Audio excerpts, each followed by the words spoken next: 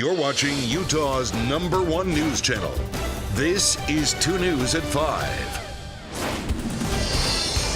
This is breaking news from 2 News. Hi, everybody. We do start with some breaking news tonight where a rocket destined for the International Space Station has exploded. Utah aerospace company ATK had assisted with the project. The rocket exploded shortly after liftoff from NASA's spaceport in Virginia. The rocket was supposed to launch yesterday, but last minute, officials decided to delay the launch until today. ATK provided the second stage motor for the rocket launch, which was supposed to carry the cargo for the space station. An official autopsy report in the shooting of a Utah County man now officially public today. Saratoga Springs police shot and killed Darren Hunt on September 10th. Police say Hunt lunged at them while holding a samurai sword. But Hunt's family says the report supports their belief that the police used excessive force. Our Christine McCarthy with more on this story tonight. Christine, why are family members speaking out?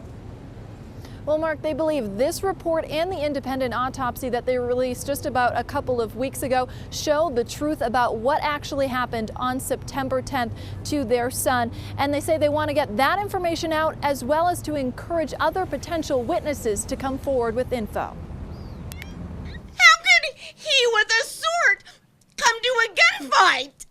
Oh my God! The mother of 22-year-old Darian Hunt, who was shot and killed by Saratoga Springs police last month, says her son was holding a toy sword and did not pose a threat. People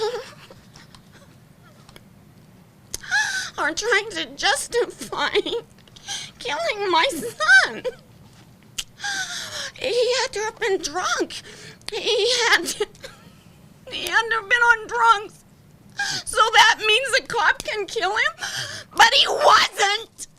The Hunt family says the truth is coming out as the official medical examiner's report shows that Hunt died from multiple gunshot wounds, at least 4 of them in posterior to anterior direction, or the back of the body to the front. The fatal wound was likely the one that entered his right back and pierced his lung. They chased him and had an old-fashioned shootout at the OK Corral, so to speak, on an innocent boy who had probably done nothing. But attorney Brett Rawson, representing Corporal Matt Showerhammer and Officer Nicholas Judson, said last month Hunt lunged at his clients and they were forced to defend themselves and the public. The suspect attacked these officers with a very dangerous weapon. It was not a toy, it's a samurai sword. Saratoga Springs City is not commenting until the Utah County Attorney's Office finishes their review of the report and decides whether or not to file charges. Susan Hunt hopes the officers face the maximum discipline. The officers involved will never hold a gun again in their hands.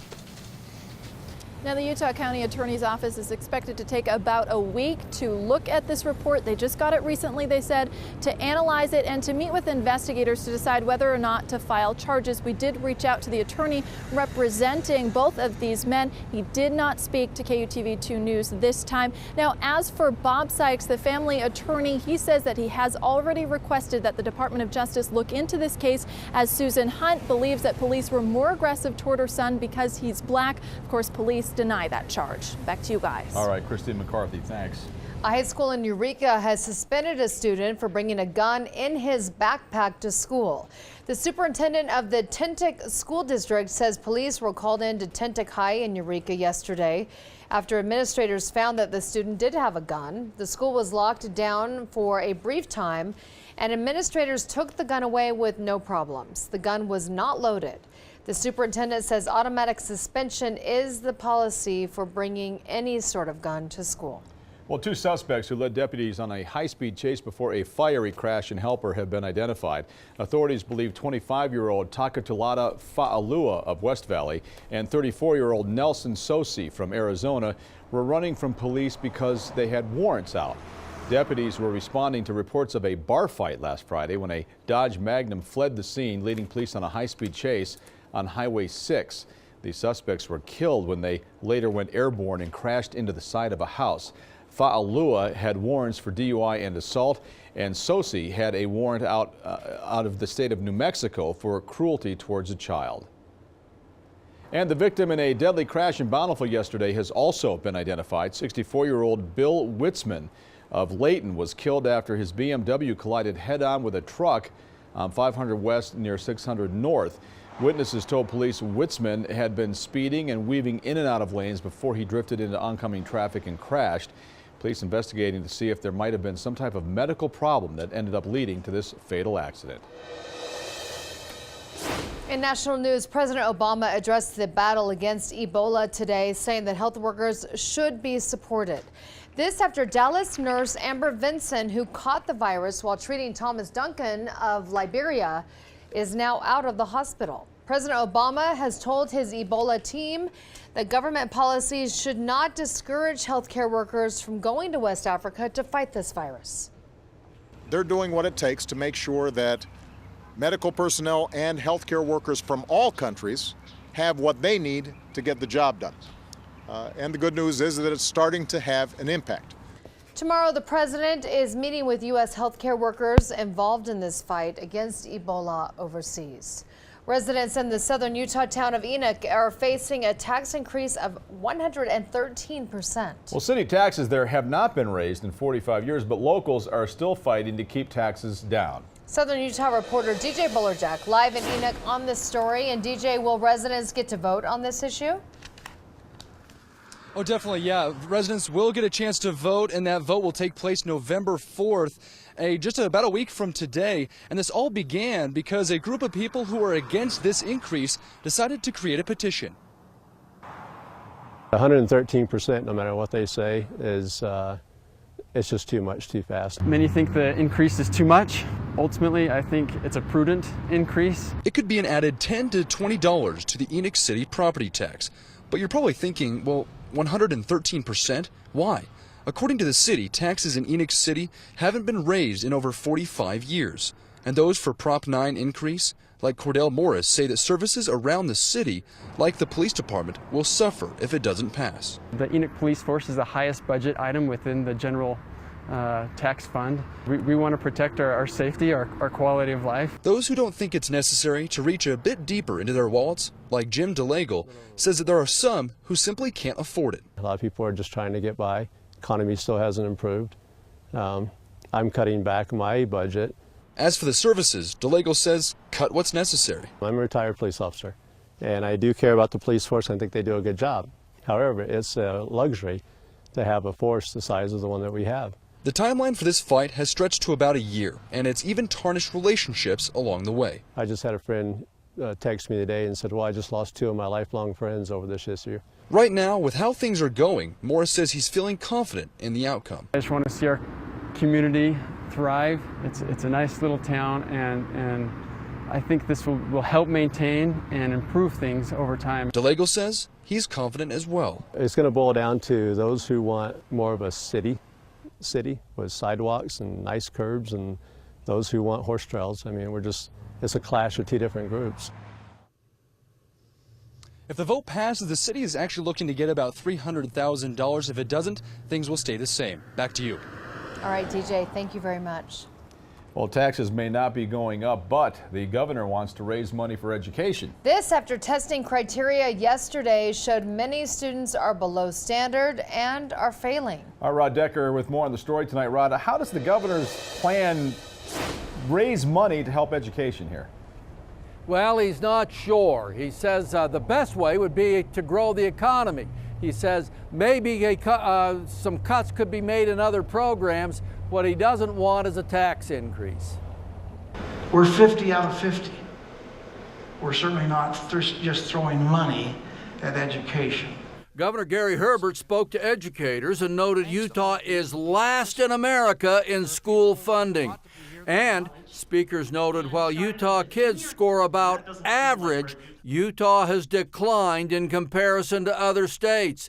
Math scores are down, reading scores are down, and the effort Utah makes for education is down. The one that's causing me the greatest amount of concern is Utah's ranked 25th when it comes to high school graduation rates. The governor's especially concerned about high school graduation rates. Almost 20% of Utah kids fail to graduate. Our education system is not good enough. But while the governor says Utah underfunds schools, and while he wants better education, he will not support any tax increase for Utah schools. If you had a raise in the income tax, for example, that would have a stifling effect on our economic expansion. Now, despite what the governor says, there's a plan presented here today at the conference that he spoke at that would increase school spending and might involve a tax increase. We'll tell you about that plan, and we'll tell you which taxes on 2 News at 6. Back to the studio. Rod, thank you very much. All right, still to come here on 2 News at 5, a former NFL player that is now helping others live their athletic dreams. Yeah, he blew out his knee right before his first big NFL game. Now he's passing on his skills. Coming up, I take you inside the story of this man's gym that's keeping athletes in tip-top shape. And the search is on for more than 200,000 babies born at one Utah hospital. How you can help with the search. The story coming up in our Baby Your Baby report. Well, did it freeze at your house last night? We did have some frost. Lewiston, Altamont, Milford, Logan, Duchesne, Salina. I'll show you some even colder temperatures. But what about Salt Lake City? That's all in the Fresh Air Forecast coming up. An Orem Fitness gym attracting thousands of athletes, including dozens of pro players from all across the country, and doing it without any outside sign or advertisement. Tonight we take you inside the story of a former NFL player who is keeping his dream alive. Dan Rescone joins us live now with the story. Dan, what is it about this place that's attracting so many athletes? Well, Mark Achad, according to its owner, it's all about the results here. Top athletes want to be stronger, faster than their competitor, of course, and this former NFL player believes he's found the right formula. Are we ready? It's time to get serious. Hey, Bright Energy, let's go. Inside this well-outfitted gym in Orem. Okay, here we go. Both feet in, both feet out. Where some of the top athletes in the country have trained or are training in hopes of getting stronger. And last one, get there. Faster and bigger. Here's just a few examples of the before and after body shots of what can happen in just 16 weeks of hard work. We engineer athletes. Nice job, Z. 38-year-old Dave Stroshine is the owner of ASAP Training, which stands for Agility, Speed, and Performance Training. Stroshine played for Weber State and went on to suit up for the Tennessee Titans, but then blew out his knee right before the first game. Oh, can you look at this? Look at this. He decided to put his skills and training to use and open up this gym in 2009 to help other athletes. Thousands of high school and college athletes have come through his door, and he's had 29 pro athletes go through his program. Pro Bowler and Super Bowl champion Haloti Ngata. All right here in small town Orem. Little Orem, no sign, no advertising, just word of mouth. I play running back. Harvey Unga played for the Chicago Bears for 4 years and trained with the Jacksonville Jaguars. He's now a free agent. You know, I could get a call at any time, at any given moment, and this is my livelihood. That's why he must stay in top shape. To come here, you feel that competition in here, where guys are, we're striving to get better every single day. I spent off-season and preseason with the Jaguars. Ricky Himuli is also a free agent for the NFL.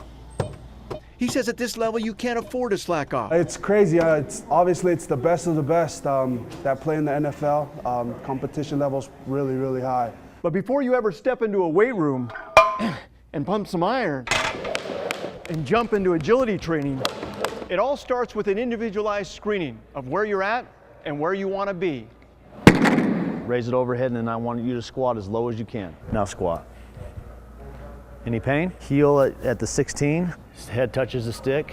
Nice, come up. Right here, I want you to lift this leg as high as you can. By going through an individualized screening process, it allows me to design a program specific to a client's or athlete's needs. So just jump, freeze, and hold. A former NFL player. There you go. With a game plan of turning ordinary athletes into extraordinary athletes. I take that experience and help these young people understand that great things are possible.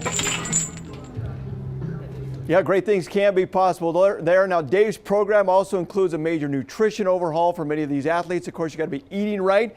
The average cost of this program can be anywhere from $250 to $400 a month. The sessions last 90 minutes. For more information on this story and other Inside the Stories, go to our website, click on KUTV.com, features, and inside this story. Back to you, Mark.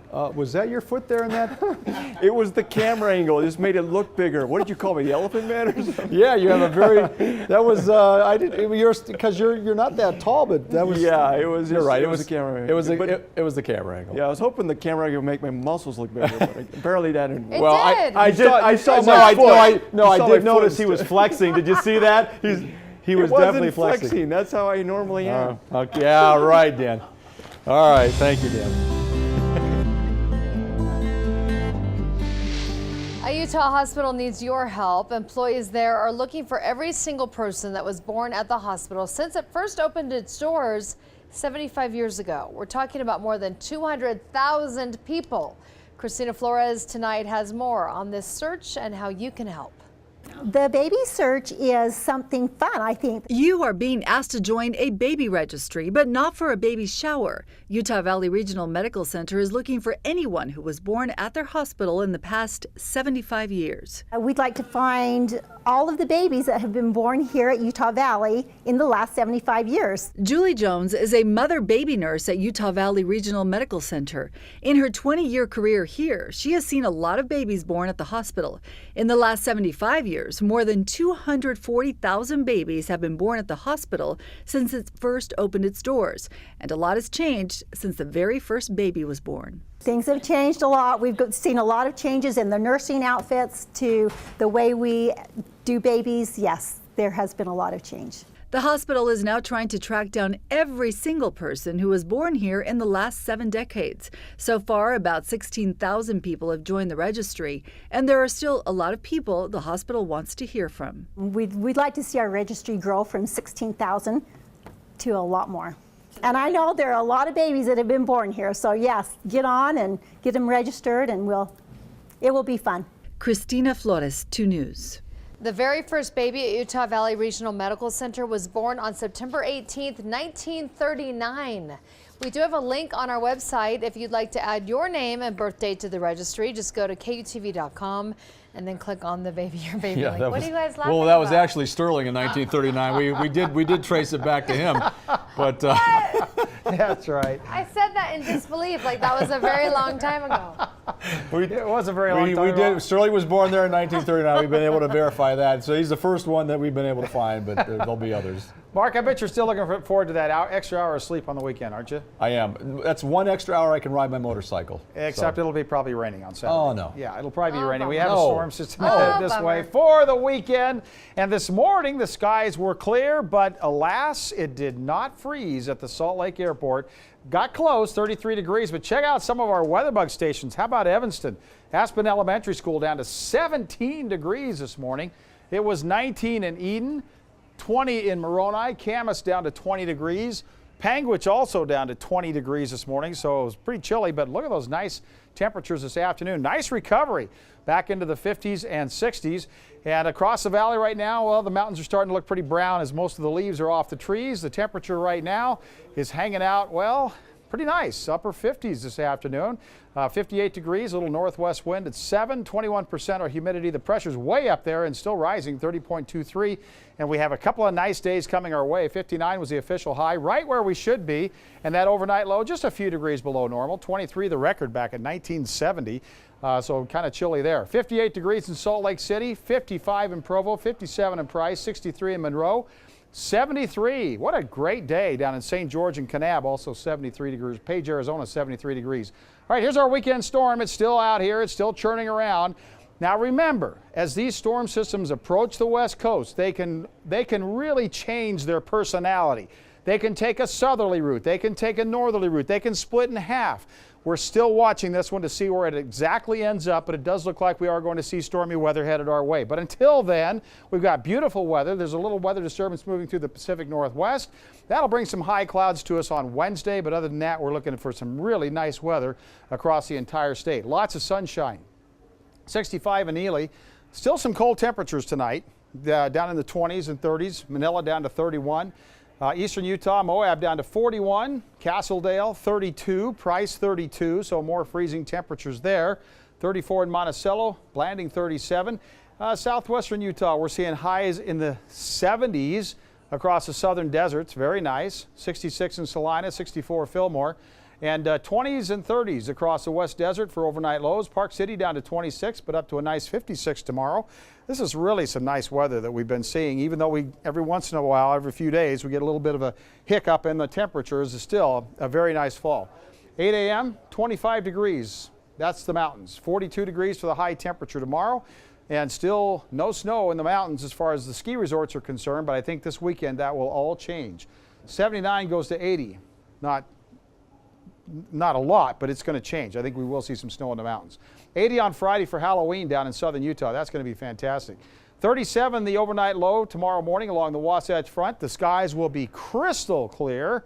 A little warmer than we were this morning. 63 then goes to 68 tomorrow afternoon. We'll see high temperatures in the low 60s, upper 60s on Thursday, low 70s on Friday. The winds start to blow, and then it looks like we'll see those scattered showers and thunderstorms in here on Saturday. And yes, snow showers on Sunday. Like accumulation type showers? We could see a couple inches on the benches. I'm not going to commit to that right now, okay.